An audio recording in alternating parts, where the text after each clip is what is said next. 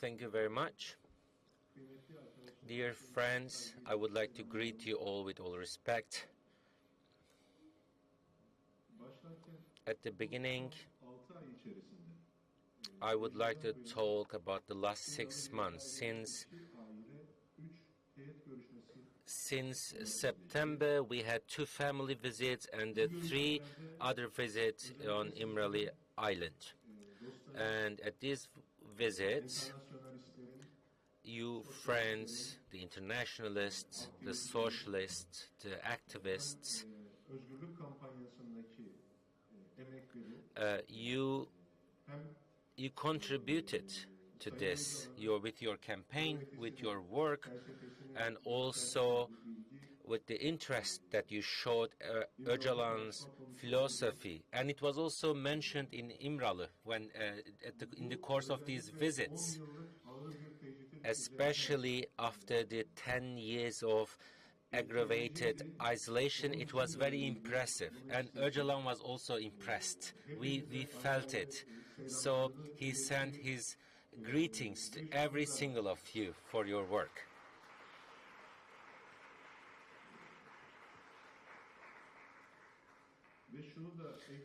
And he also added that I wish in between 2015 2025 I wish I could also share my ideas that I developed since 2015, but I'm looking forward to share my ideas with all friends.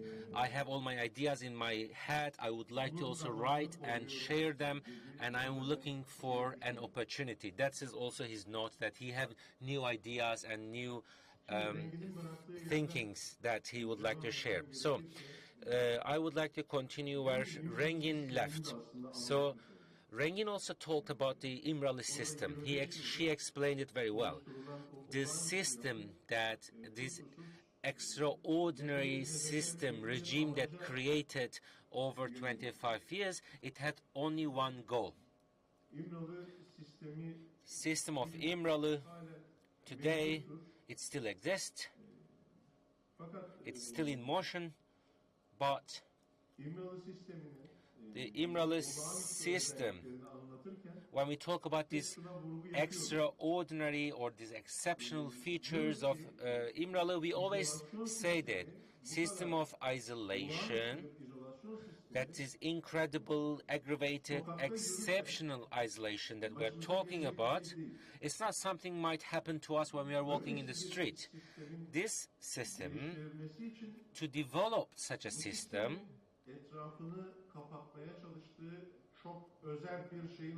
there should be something that they would like to surround and cut its connection with the outside world.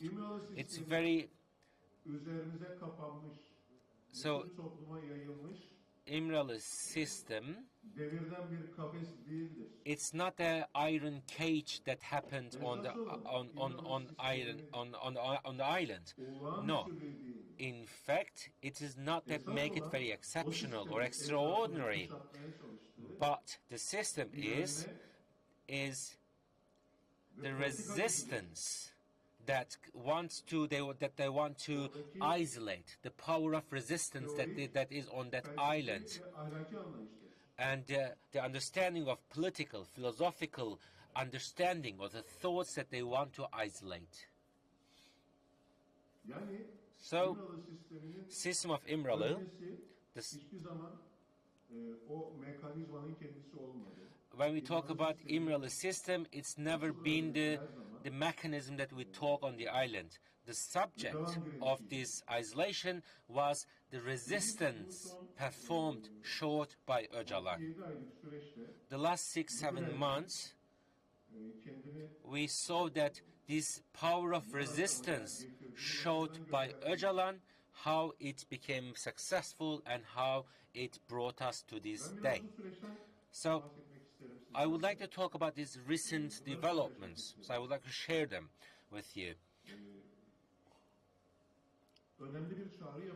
There was a very important call made by Öcalan that have reflections both in the region, in Kurdistan, but also in the international arena.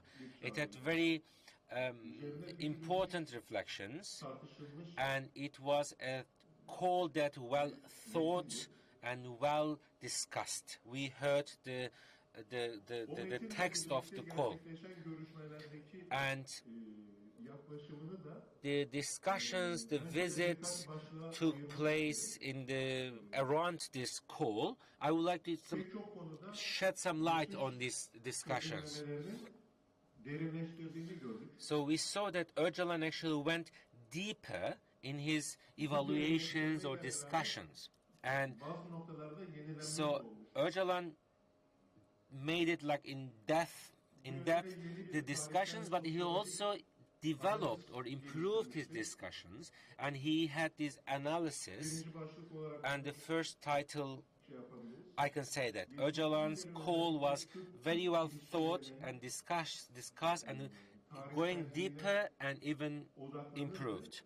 So Öcalan, in his discussions, in his evaluation, he made references to historical background of the Turks and the Kurds. But now he came to a different level. Now he talks about the sociology of Turkish people and Kurdish people. So he is seeing the problem, but he also brings some solutions to the problem. So it was very important that from the historical background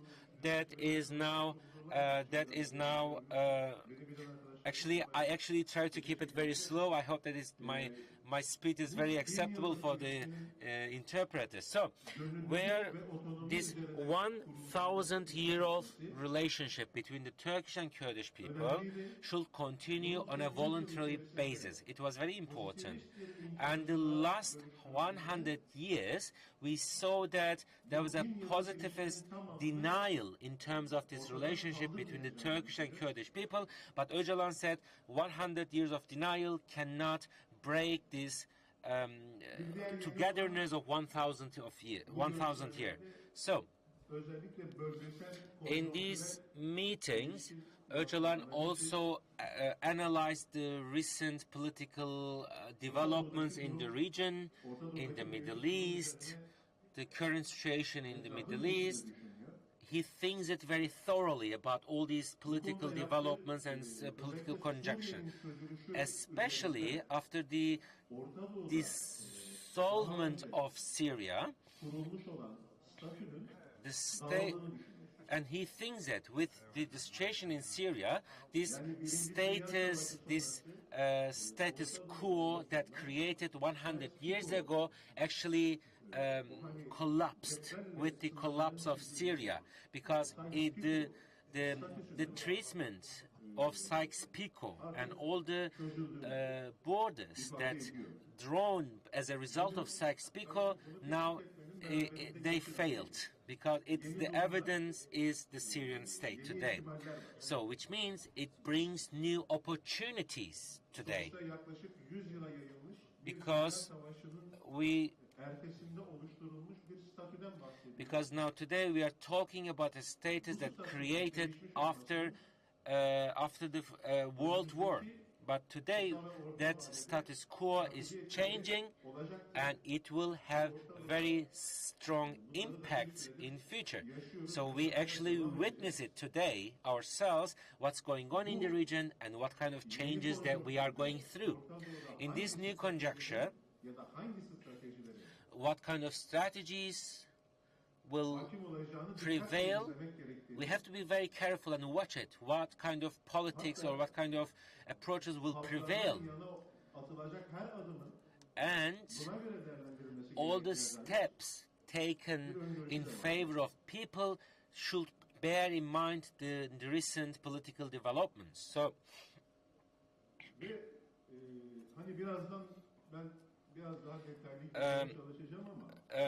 I will go in some details, but in this new political situation in the Middle East, it was actually Öcalan's strategy that he developed in favor of peoples of the region, not the state.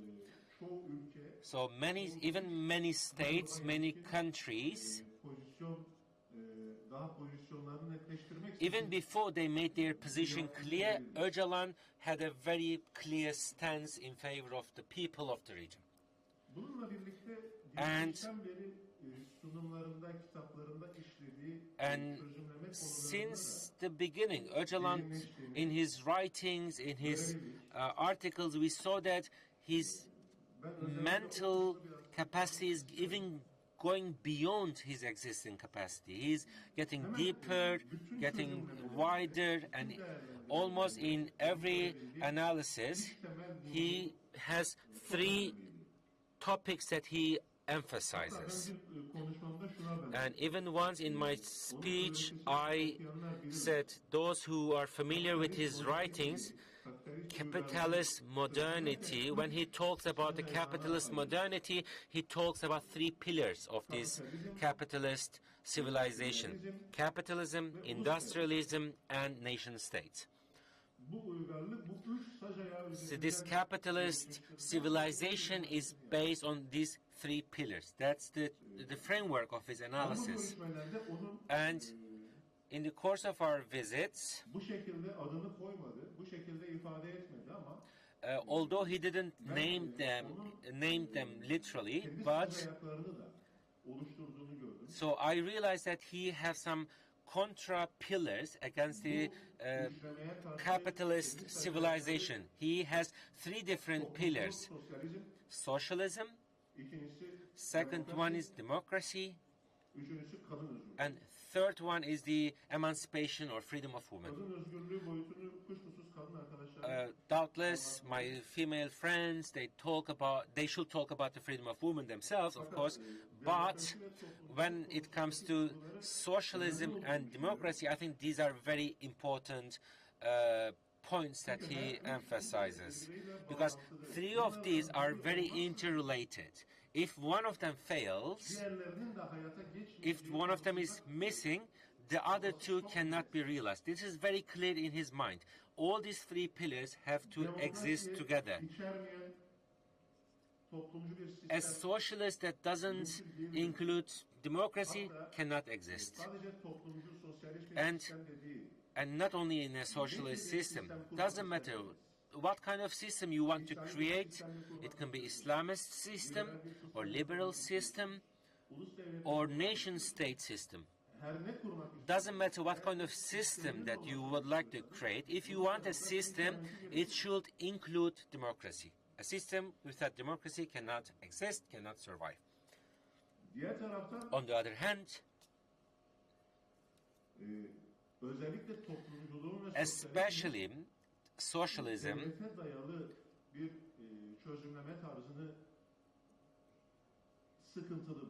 he finds it problematic, a definition or analysis of socialism based on a state. He made it very clear. He said, my socialist personality, it's against the statism. My attitude against the statism is a requirement of my socialist personality. That's why I'm trying to develop a socialist solution and a democratic nation. And in the matter of state, different than previous, he has new definitions with regard to state. In the past, we said, this is the state, this is the society, they are disconnected, they are far away from each other, and they are not very related. So we take the society as our basis, and we keep our distance from the state. Okay, in terms of principles, that was correct. But he also says, after the society, the most important institution is the state, and the state is actually the summary of the society, because you find the features of the society within this state. So we need to analyze a state or a socialist understanding which doesn't see the state in this framework will fail. And on the other hand, a democratic system or a socialist system that only takes state as its basis would also fail. So, this socialism, democracy will not start at the state, but it should start in the grassroots, in the society, and it will affect the state eventually. If you don't do a start with the society, your endeavors will fail at the end. And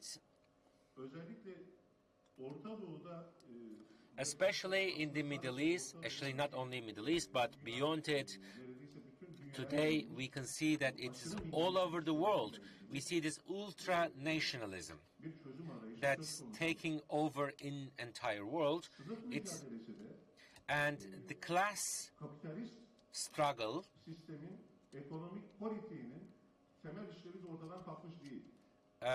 we see that the function of the state and the capitalist system still exists. It doesn't mean that, today that they are not valid anymore. No, it still exists.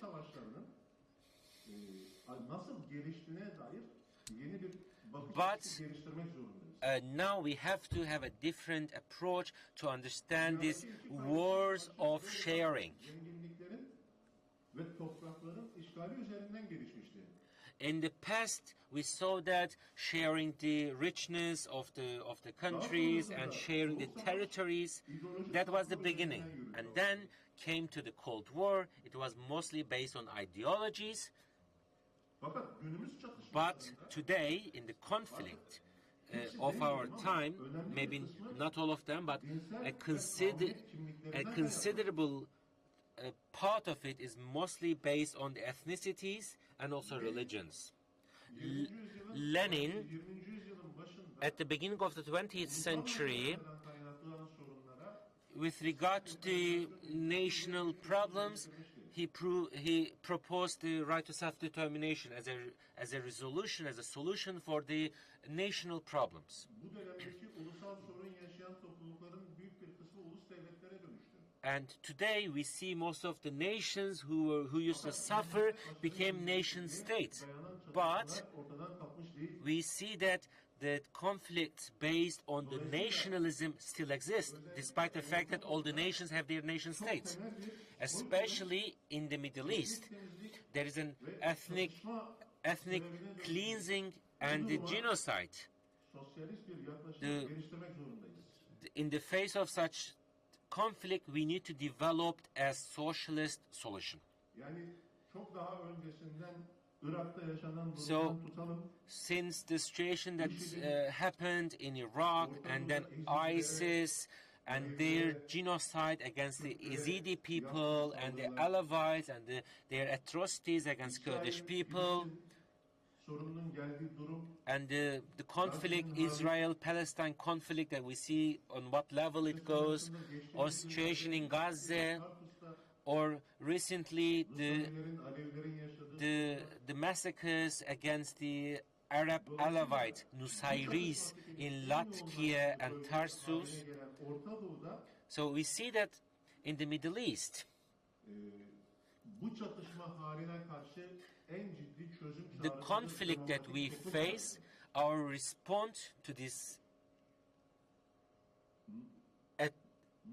national and the religious conflicts, there should be a democratic answer. The question should be how we can coexist without killing each other, without massacring each other, or without attacking each other, and without considering the existence of another group as a threat to your own existence, or not being superior, feeling yourself superior over others. That should be our response. And it's not only about the Kurds or Turks.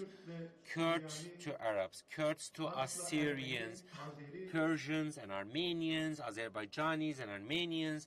It applies everywhere. How we all exist together, coexist.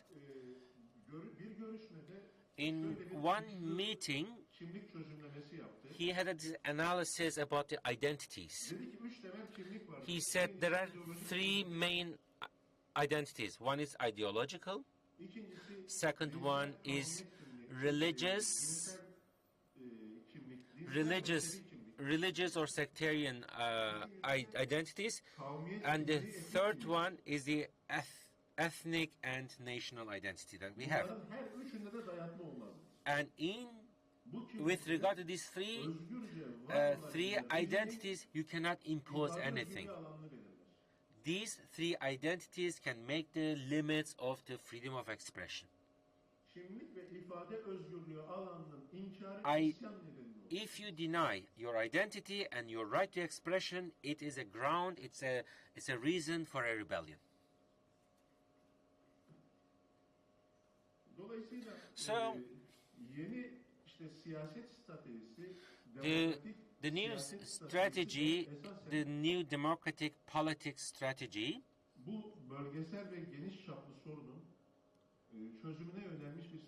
it's a strategy for the sake of a solution of these regional problems that I just mentioned. Especially the political dynamism of Kurds,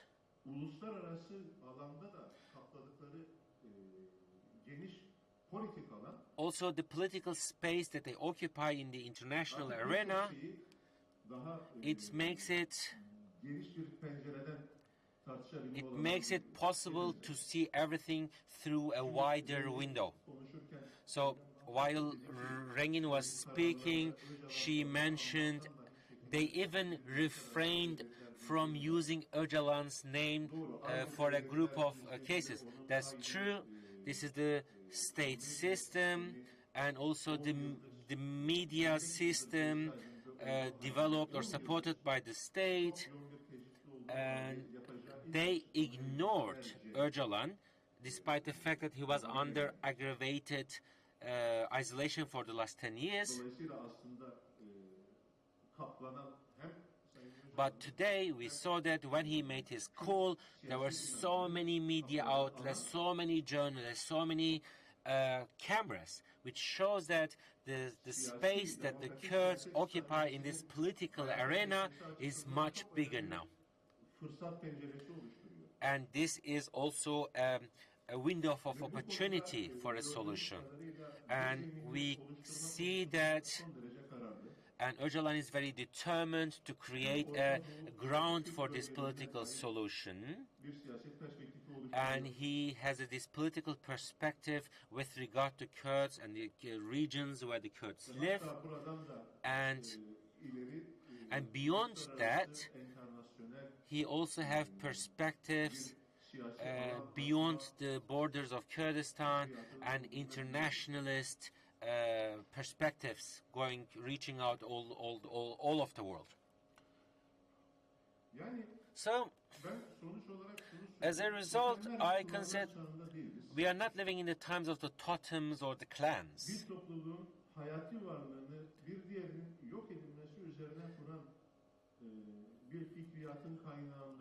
An ideology that connects the existence of a nation on the denial or the destruction of another nation. We are not living in that ages anymore. We have different ethical values, and we can overcome all these old ideologies that were imposed on us. And we need long-term strategies and long-term partnerships for future. In the region that we live, our identities, on one hand, they make us strong, but also it can be a burden and brings many responsibilities because of our identities. But with all our enthusiasm, with our power that we have, we need to find ways to coexist. Especially, like in Europe, like in the world, there is also in Turkey a new age or new generation of racism. In the past, they used the separatist are the traitors, but the Kurds are our friends. That was the rhetoric of the nationalism in Turkey back then. But nowadays, the new rhetoric, the new racism that is developed, they talk about the Kurds as if they are animals. They use animal references. But this is something new. In the past, the separatists were the enemies, but the Kurds... and when they talk about the Kurds, they talk about a yellow bag. But yellow bag is actually a body bag for the corpse. That's how they talk about it. But also, it can be a bag for litter, for garbage. That's how they talk about the Kurds. So, this ultra-nationalism and the male intoxication,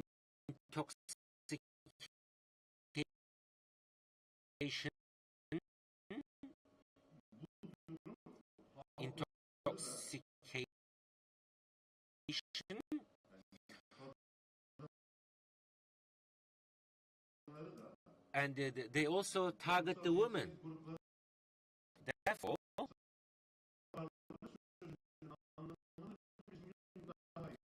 so we understand the saying that either socialism or barbarism.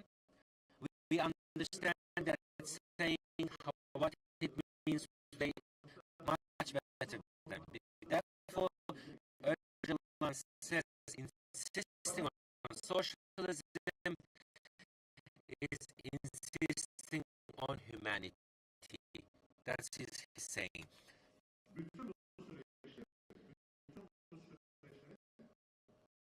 All these procedures, all these processes, in order to get them a result at the end, I think in the afternoon there will be a session that